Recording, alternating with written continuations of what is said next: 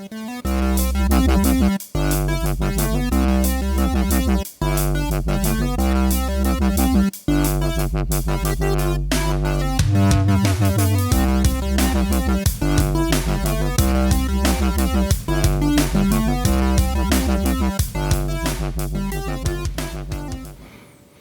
everybody, welcome to another episode of the LitRPG Podcast. I'm Ramon Mejia. I'm here to bring you the latest LitRPG news, reviews, and of course author interviews. Episode number 255 of the show. We got 6 new reviews from myself and our correspondent Ian Mitchell. But before we get into any of that, of course, I want to give a special thanks to Adam Rosen, who recommended one of the books we're reviewing this week, called A Lonely Dungeon. So thanks Adam for that recommendation. Of the books we're actually reviewing today, though, also includes The Keepers of Limbo, the range book number 1, which is a Russian translation novel. Also, A Lonely Dungeon, which you just mentioned. Also, The Dark Champion, Interworld Network book number 3, also another Russian translation story. And the online webcomic rather, the legendary Moonlight Sculptor. And we have a couple reviews that were submitted from our correspondent, Ian Mitchell. That includes Delvers LLC, Golden Handcuffs, which is the latest novel in that series, and also Path to Villainy, an NPC Kobold's Tale. So 6 reviews for you folks at home to enjoy. But before we get into any of that, of course, we're going to start off with LitRPG News.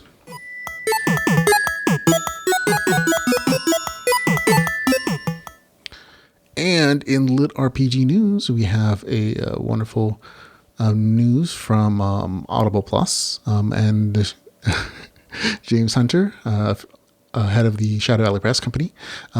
He announced recently that a lot of his initial books in the Viridian Gate Online series have actually become available to all Audible subscribers for free as a part of their Audible Plus program. So if you have an Audible account, if you're an Audible member, which means you're subscribed to their program, you can get these for free with no additional spending of credits. It's part of that whole system there. So there you go. You can jump into these really nice LitRPG stories. Entire series is really well done. Some of the side stories aren't as, for me at least, but they're still highly rated and highly recommended from a lot of reviewers and a lot of listeners, I should say, and readers. So definitely go check out all 5 of these stories. That includes the first 2 books in Viridian Online, which is Cataclysm, Charisma Alliance, and Zayden Lord, and also the first 2 in the side series, VGO Firebrand, books 1 and 2 in that series, apparently. So thanks, James Hunter, for letting us know about that. And I forgot to note in this particular section as well, Audible is actually also doing a customer appreciation sale, in which there are actually almost a dozen LitRPG stories that are included in that. So if you're looking for to get in some audiobooks at an inexpensive price, there's also a way to check them out. You just have to find the link on Audible for their customer appreciation sale, which has more than just LitRPG stories. A lot of LitRPG authors were very surprised to find their stories included in this sale, just because Audible didn't tell them. And they're just like, hey, we're putting your stuff on sale. We're not going to tell you. So there you go. So a lot of us were surprised, but a lot of us were also happy to see, our books get promoted by Audible. So that's good for some people, and some others not as happy, just because they didn't feel like there's good customer service or author, communication or even approval from an author to be put in this sale. But still, for you as a listener, for you as a reader, this might be a great opportunity to pick up some good deals. So definitely go check that out. Okay, on to stuff out of LitRPG news. We have stuff that's come out recently. Haven't had a chance to read it.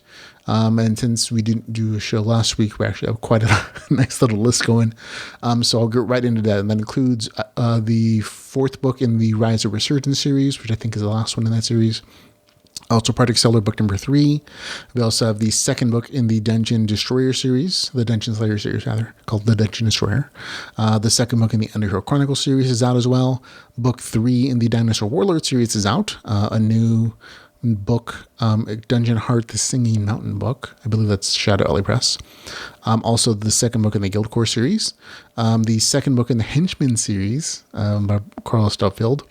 A new book called Mana Demons is out for you. The second book in the, I think this is a series that's republished, called Collide Evoborn is out. Also, the 8th book in the Rise to Omniscience series, that series is getting pretty long there, is out. The 4th book in the Silver Fox and the Western Hero series, a new series and story from an author. Haven't just read it, but it highly rated. Apocalypse Generic System. The 3rd book in the Tower of Damnation series is out as well. Also, the 2nd book in the Tower of Lords series called Mutamancer. You might remember the 1st book in the series, which is called I Overlord, which I think we enjoyed. Also out is a short story from Robert Bevan, who writes the Cavern's Creatures series, also known as the Critical Failure series, called Fortune Favors the Kobold. Always enjoy these short stories personally. They're always fun and fun little nugget stories. But they do have cursing and potty humor, so just FYI. Also out, though, is the 3rd book in the Titan Termination series. I always think of this as the Monster Hunting series, though, because it's Monster Hunting 101, 201, and this one is 301. There you go. New audiobooks, quite a long list here as well, but audiobook fans, you're going to love this list. Tears of Alron, Alchemist series, book number 3. World Tree's End, book number 3 as well.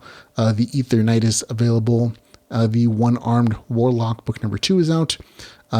Katie Hanna's Rise Last Chance is out as an audiobook. The 1st book in the Everbone series is out as an audiobook. Bio Dungeon Parasite. Also, the complete series in the Station Core series is out as one huge long audiobook. Also, Ascent Online book number 4, Glory to the Brave is out. Dragonheart 6 is out as an audiobook. Dragon Realm, a 4X strategy series, is out for you. This is the 3rd book in that series. Grempire, the Rules book number 3 is out as an audiobook. I actually also believe there's a compilation of all 3 out for you. So, and Awaken Online Inferno, Tarot series book number 3 is out.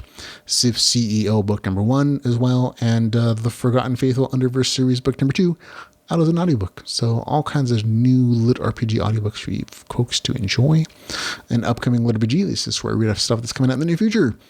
December 21st, a new book from Arthur Stone called Alpha Zero. Eric Uglin's Bad Guy series will get the 6th book in that series on December 22nd. The 6th book in the Axe Druid series will be out on December 22nd as well. The 2nd book in the Bone Knight series will be out on December 25th. The 2nd volume in the Small Unit Tactics series, which is their Russian translation series, December 28th. The 5th book in the Primacy Online series, December 30th. Book number 5 in the Underdog series, January 4th. The Mythruin Online book number 2, January the 5th. Fae Nexus book number 1, Black Dawn, will be out on January the 5th. The 2nd book in the very hilarious, sometimes inappropriate Dungeon Crawler Carl series will be out on January the 6th. Reborn Evolution Warlock book number 2 will be out on January the 12th. The 3rd book in the Henchman series, remember the 1st book just came out. Oh, sorry, the 2nd book just came out, rather. And this is book 3, will be out on January the 15th. The Couch Potato Chronicles, which is the 2nd book in that series, will be out on January the 15th. It was originally scheduled by the author to come out December the 15th, so that's been moved forward, or back maybe a month. Sorry. But it'll be out January the 15th, according to the author. January 18th, Rogue Merchant book number 3. January 19th, The Heavenly Throne book number 4. January the 19th as well, Life in Exile book number 4. January 20th, the 4th book in the Player Reaches the Top series. January 26th, a new book from Donald Monk called Underpowered Howard. On January 26th, Battlegrounds Online book number 1. January the 30th, Alchemy Online Chronicles book number 5. January the 31st, Legends Online book number 8. February the 2nd, The Adventures of Dan book 2. February the 4th, The Good Guys book number 10. February the 5th, the 2nd book in the Great Centurion Punic Wars series. February the 17th, Beta Tester book 5. February the 17th as well, Discardium book 6. February 23rd, Jeff the Game Master. And February 25th, a new series called Wasteland. So there we go, all kinds of stuff that's coming out in the near future for you folks to enjoy. And on to the LitRPG reviews.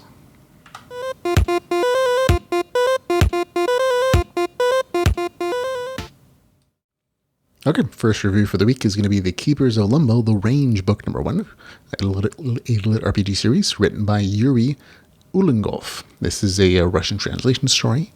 It is 347 pages, $3.99. It's available on Kindle Limited, and here's the author's description.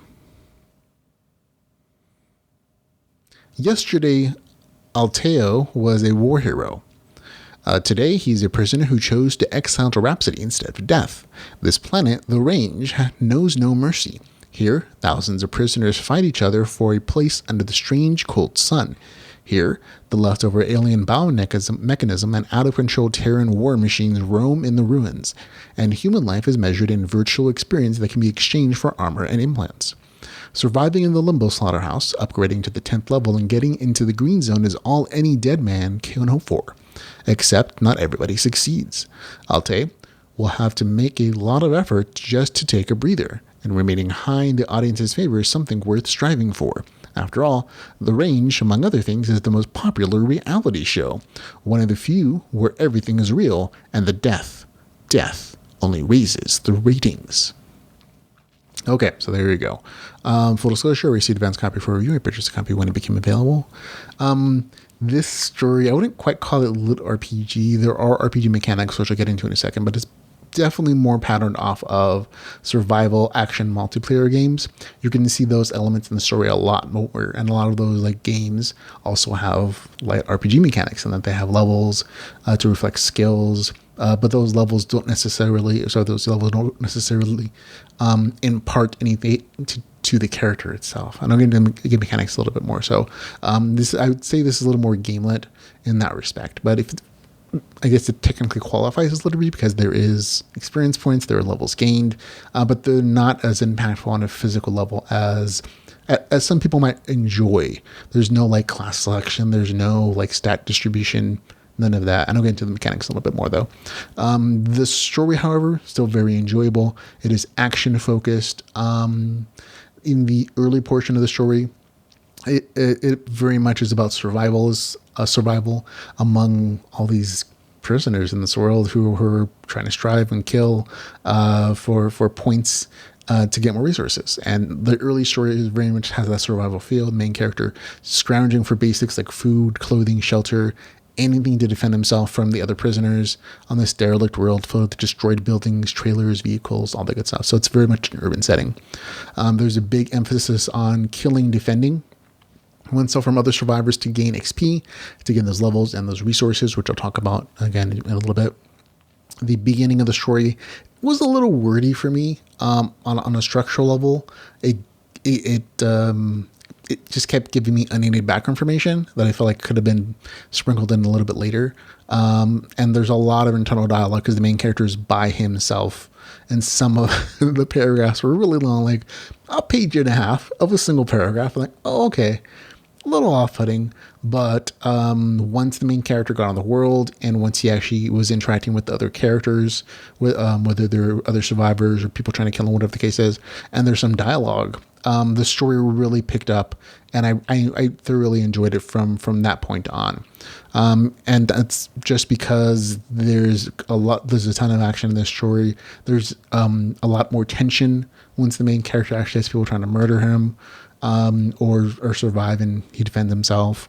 But there's always like this good, consistent tension that you'd expect from a survival story that definitely comes through in this novel. And of course, lots of action, which is always fun for folks who enjoy that. On a story level, there is a beyond the survival and people trying to murder him trying to survive. There is actually a story here, which I was surprised by. It's mentioned in the novel, I'm sure it's not really spoilery.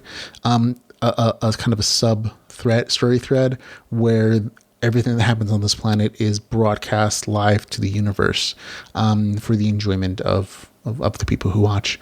And so there is like this thread of like, oh, people watching him, but him not really knowing it, main character. And so when he does something, sometimes he'll get donations from viewers who are looking at him. But the viewer aspect isn't like super intrusive. It's more like, oh, people are enjoying seeing what you're doing. So there's a an influence for some of the other players to be super evil, to be super graphic, and to be super to get viewers and to get coins where they can after they reach a certain level, exchange for money or food and shelter and weapons, whatever the case is. And for the main character, it's not as big of a personal motivation to tap into that. But he does get money and he does like it. And he also there is this whole a megacorp kind of storyline where the corporation who's running this is manipulating, bribing, coercing gangs and players so that they have good storylines, have actually good things to entertain people so they can still get those sponsorships and stuff. And that added a nice variety of influences to propel the action of the story. I thought was nicely done. Wasn't too much, wasn't too intrusive, but and the corps never have directly interact with the main character. So I liked the balance there. The game mechanics side of things, they were surprisingly well described without being like an info dump.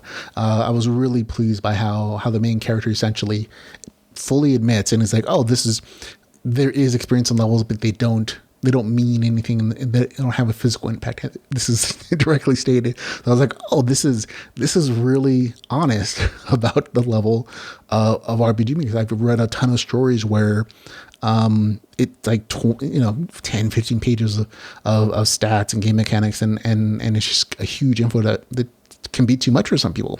And this one just was really, the mechanics was nicely spread out through the story as the upgrades became relevant to it, but at the same time, there's enough front loading that you understand what's happening, and you don't have unreasonable expectations of what to expect from the game mechanics story. And as I mentioned before, the game mechanics are really more patterned upon like apocalypse survival multiplayer shooters who have levels, and these levels don't again have stats or anything associated with them, and they don't impact the main character on the physical level.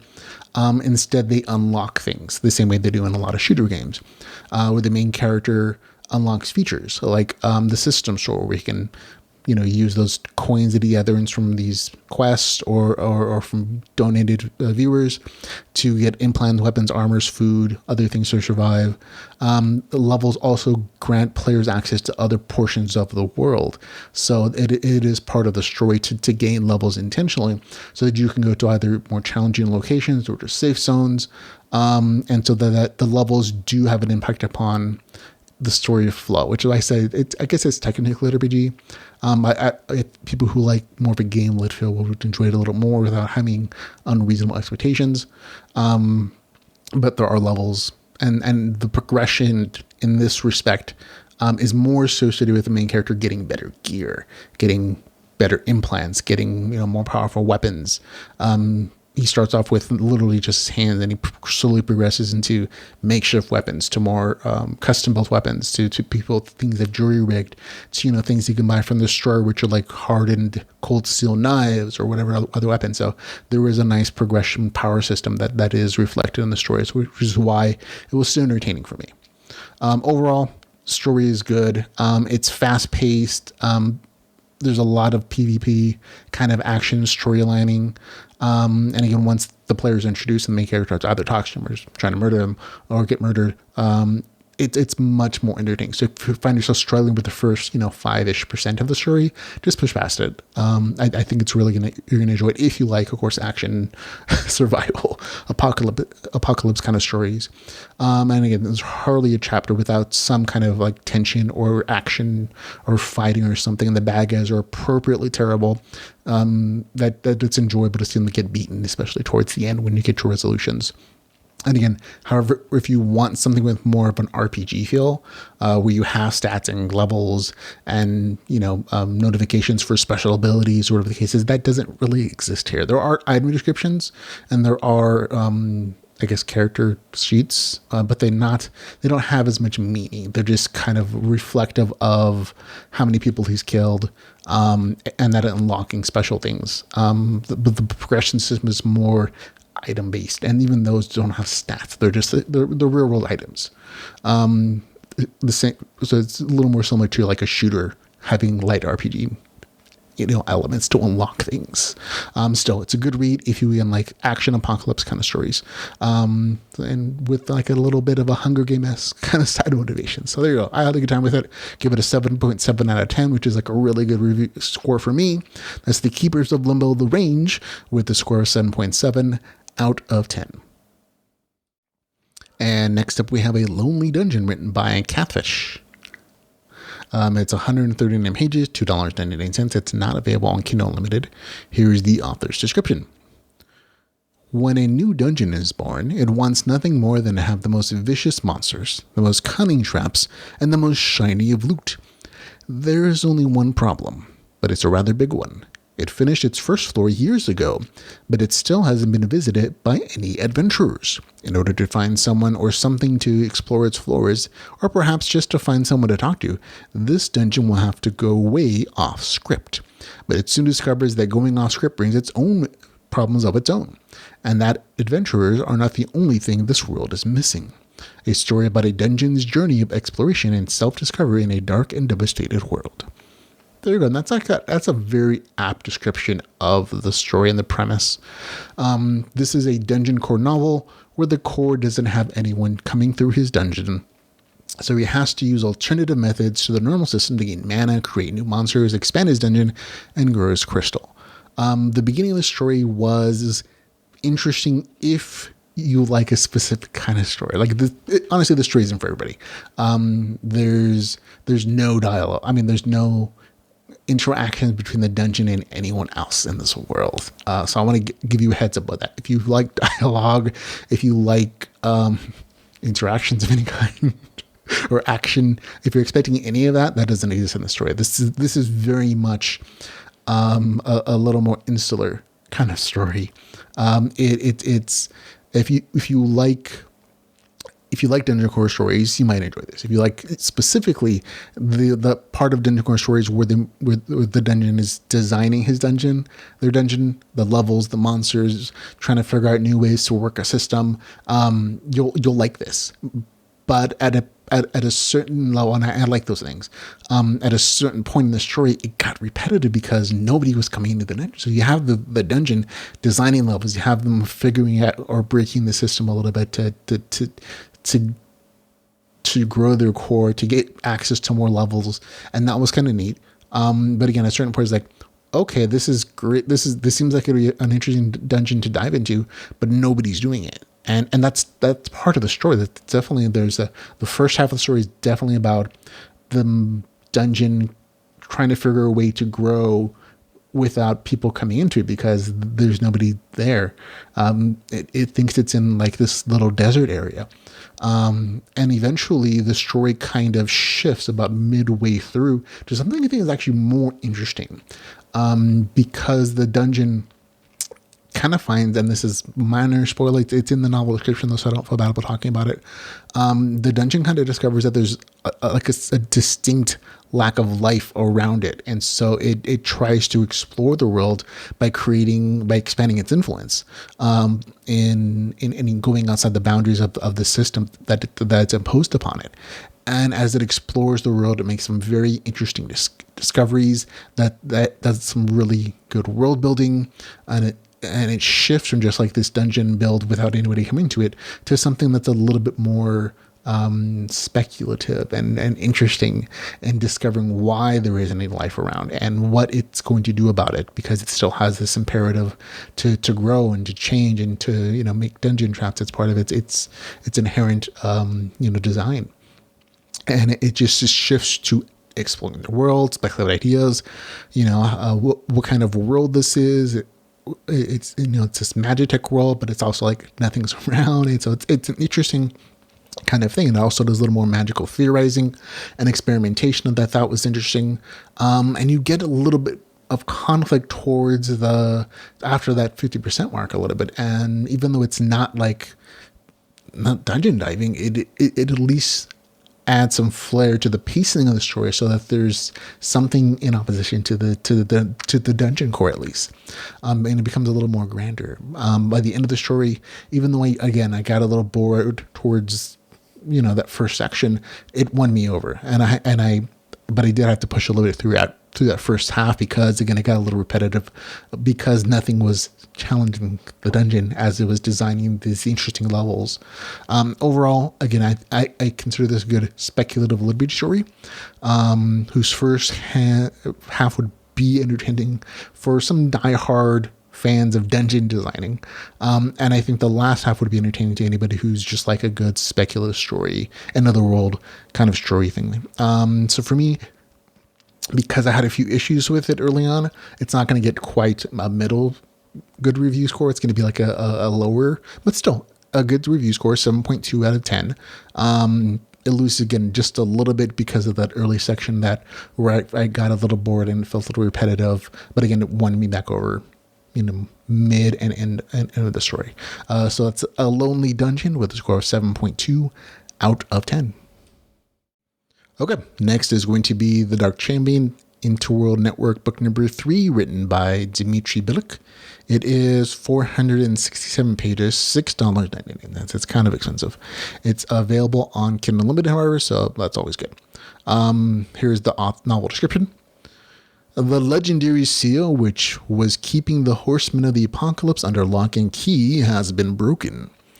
Planet Earth is engulfed in a surge of natural disasters which have already claimed thousands of lives. While Sergei is ready to fight back, traveling across worlds to learn archery from the powerful giant Vil, the horsemen minions also come awake, ready to take on mythical guards of the Interworld Network in the name of their dreadful masters. The enemy's circle around Sorrow, Sergei's home, keeps tightening because this one place he keeps coming back to. So that's where the 4 horsemen are about to head in order to confront the new demigod. Okay. Full disclosure, I received advance copy for review. I purchased a copy when it became available. Okay, this series has not been as popular as I think the publishers have wanted it to be.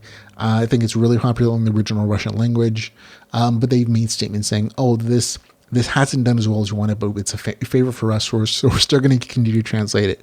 And I think some of that has to do with just the premise of the book. It doesn't quite fit into any genre where you would expect it to be. It's not quite apocalypse RPG.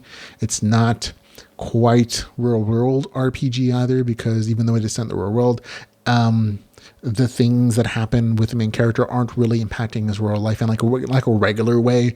It very much has like this high urban fantasy kind of aspect to it. And then there's like this big scale of the world ending, but it's very much focused on like this secret layer of society, where Earth is just one of a multiple worlds in the universe. It's not necessarily focused on this because the main character skips from these worlds to gain levels and powers and abilities and level up, whatever the case is. So it's in this like the weird kind of place where it doesn't really appeal to necessarily a core group of like established subgenre fans, but it has aspects from a lot of different things, and for me at least, I enjoyed book number 1. I enjoyed the main character's like time reversal powers, but after a certain point in book 1 and 2, I started recognizing that they're repeating notes, and the things I liked the most about book 1 started to become less and less important as a story gained this epic scale of like end of the world kind of stuff, and the main character became super powerful, and it was just harder and harder to. I was never really in love with it, but I always thought it was okay. This is entertaining enough. I can still continue on with this, but I was never like really like thought it was great. And I think a lot of other readers kind of felt it. But if you've enjoyed this series, I think you'll still enjoy it. The plot is always this interesting mix of casual slice of life, where the main character is like real life situations with his girlfriend or a job or earning money. He still exists, but there's still like this intent kind of like super epic fantasy, urban fantasy kind of plot line of him at this point being having these powers where he's supposed to be almost this, chosen one to save the world from the 4 horsemen of the apocalypse, who are also these interspecies, intergalactic, ancient villains. And it's just like, well, it's this weird, not weird, but just unusual mix of those two kind of light and heavy elements. And if it appeals to you, continue on. You're really going to enjoy this. But for me, it was slightly less entertaining because after book 1 and after book 2 onto book 3, I'm like, oh, I can see it's about the 25% mark in the story. There should be a story changing plot twist, and it almost on the mark. I think it was at 24% this time. Oh yeah, big thing happened. All that slice of life stuff, and just like stops, and like, oh, this thing happens, and the plot kicks in, like the bigger, epic urban fantasy plot kind of kicks in. And the last minute twist, we're just where the main character it seems like he's going to be overwhelmed, and there's a twist that's super surprising, and he changes the situation entirely, making the main character win. Like, oh yeah, that happened in book 2 and 1, and like that almost at the same point. And for me, that lessened my enjoyment a tiny bit. There's still really good things about the story. The world building is done well. The main character explores new places, get new skills. His personal life, again, still oddly goes on despite being hunted man in this world. The casual stuff is nicely done because there are nice little breaks from the more serious plotline, and eventually they tie into everything very well. The game mechanics, again, felt a little more muted because the main character is becoming more overpowered. And so even with his time reversal ability, where he can reverse things in a few seconds, it seems like it's more gimmicky and less of an RPG power anymore, where it's just like, oh, he's using this because he really screwed up, and it's not really like leveling, and the RPG progression portion of this just isn't as involved as it was in like the first story, of course. So there you go. He still levels it, gains skills, all that exists. It's just, less important to the actual plot. Again, if you enjoy the previous books and you don't mind that it follows kind of the same pattern of development sometimes in plot twists, and other things, are well done, you'll probably still enjoy it. I just enjoyed it a little less because I started to be able to predict what's happening or where the twists were coming. For me, even though the actual twists themselves are still original, I couldn't tell you what was going to happen. I could just say, oh, in about 3% of the story, a twist should occur, because that's exactly what happened in the last book and the book before that. The twists are still original, and I was still, I didn't exactly see that coming because it was really out of left field sometimes, but it was still enjoyable. It's just not as enjoyable as I've enjoyed in their book. So for me, it gets a score of 7.1 out of 10. That's the Dark Champion Interworld Network book number 3, with a score of 7.1 out of 10. Okay, next up is going to be the legendary Moonlight Sculptor. This is originally a Korean light novel translated into English, and I think it was also translated into this webcomic, which is the version that I'm going to be talking about. It is 169 plus chapters.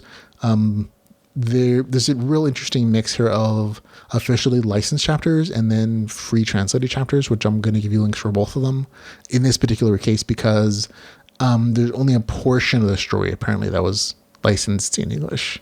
And so I ethically, somebody's already licensed it, go there to read it, pay the 10 cents after the paywall hits, and then after that, though, it's not licensed anymore, so go check it out wherever you want to.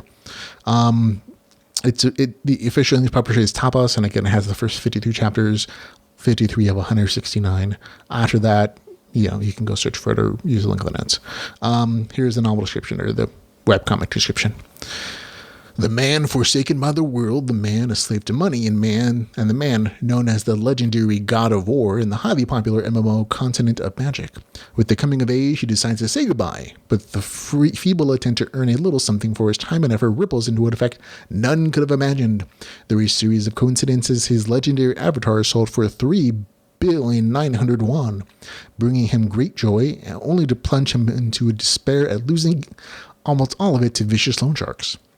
With revelations of money through gaming, he rises from the mist with a newfound resolve and steps forward into the new age of games led by the first ever virtual reality MMORPG, Royal Road. This is the legend of Li Huan, on his path to becoming emperor with only his family loving heart, his boundless desire for money, his unexpected mind, his diligent forged body, and the talent of hard work backing him. This is the legend of the lowliest becoming the strongest. This is the legend of weed. Okay. Again, this is a super popular light novel series, and even webcomic. It was a web novel. The web novels version was written in 2007. It's one of the earliest examples of virtual reality story, and a lot of people actually pointed this as being like the first super popular version of what a lit RPG story is, even though it's not called lit RPG in the original context of its creation. It definitely has all the aspects of what lit RPG is, and it goes from Korea to Russian, where they come up with the phrase lit RPG, and it comes through the United States and the English-speaking world, mostly through fan translations a lot of times. And so this is like the like sets the tone for what the story is, in that there's blatant showing of RPG mechanics and game notifications, and it's set in an MMO. In this case, it's a virtual reality VR MMO story. But all that game stuff is actually there and part of the story, and that's what sets LitRPG apart from just a regular fantasy or even cyberpunk story. The game elements are an integral part of what the story is and why it's enjoyable. Even the name of the game within this world, the Royal Road, became an inspiration for the name of a very popular online story platform. So this is definitely a huge influence on our genre. Originally, I read the light novel version of it, and I just couldn't get into it. I liked the beginning, but I kind of ended up giving up because of the rough translation work of the light novel version. However, more recently, actually a couple months ago, it was recommending to me to try out the webcomic version, and I absolutely loved it. It was the translation is just so much better because it's just word bubbles that are translated instead of like full descriptions and paragraphs of stuff. And the art style, even though the art style changes between volumes 1 and 2 of the story, the art style is in full color. It's interesting. I should pull up. This is the art style for. This is also examples for the second volume in the series. You can actually see that clean lines, clean colors, nice backgrounds. The game mechanics are there and interesting. The first volume is a little more hand-drawn. You could tell that either they changed artists or the artist just changed styles. But either way, it was good stuff in that the visuals convey the action very well. There's a layer of comedic humor here that made this kind of one of those one more chapter kind of reads in the middle of the night. And again, the art style itself really pictures the MMO world. Not surprised personally by I felt from the novel version is going to be a little more Eastern style, I guess I want to say.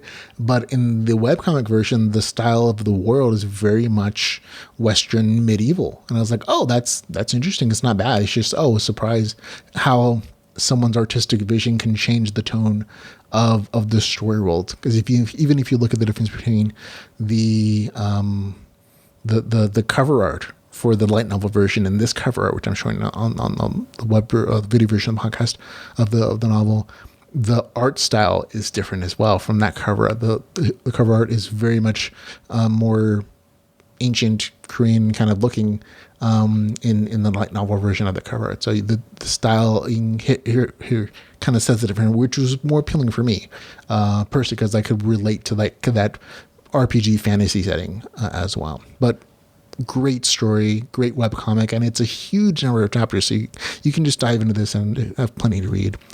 For me, it gets a score of 8 out of 10. That's the legendary Moonlight Sculptor. The webcomic version getting a score of 8 out of 10 for me. So there we go. Okay, on to our next section, which is going to be Ian's Picks of the Week. This is a segment of the show where our correspondent Ian Mitchell, a longtime LitRPG community member and reader who reads as much as me or more than me nowadays, he sent us his reviews and we read them on the podcast because he'll read different things than me, or he'll give slightly different perspectives for stuff that we read, and we don't always agree, but I respect his opinion, and sometimes his reviews give an insight into something that I didn't read or just a different perspective, and I like to explore those things. So I actually dropped us a couple of reviews this week, and one's going to be Delvers LLC Golden Handcuffs, written by Blaze Corbin. And this is what Ian says. He says, "The gang's all here. I enjoyed Golden Handcuffs. This really felt like an interim story. Most of the major characters got a section, and it transitions from the major events in book 3 to the team's next big thing. We find out more about Dolos, the High Priestess, and other powerful beings, a lot of sparring, and the team gets to field test Henry's newest battle vehicle.